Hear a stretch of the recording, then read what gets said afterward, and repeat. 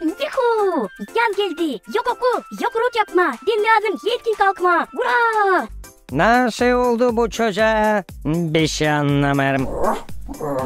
Bir şey bit olmadı Filço. Pirko'nun ilk kanikulları geldi. Onuştan da sevinir. Anladım. Yaz kanikulları. Bu vakit sokaklar dolu oynayan uşaklarla. Hepsi kaçınır, sevinir ama var olmadıklarda. Hani köpeklere taş atarlar. Vaspitание çimenden aşağı. 3 ay ileride. Yani isle. Benim keyfim öyle isle. Hani türkü çalmayı isterim. Yalpacı güneş şılar. Kuş çağlar gökten çalar. Ben yarattım yeni türkü. Buna türkü de zor değil mi? 2 sıracık saydı. Ne pek kısa türkün. Selam dostlar. Kilipircik. Ne oldu? Sen sansın tuşu batlağına bandırmışlar. Zararcı o. Anası cezaladı.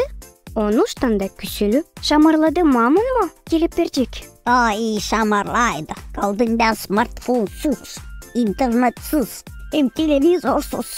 Bir haftaya. Büyük iş. Aman balmışın ne çift kahrlanma. Yaz geldi.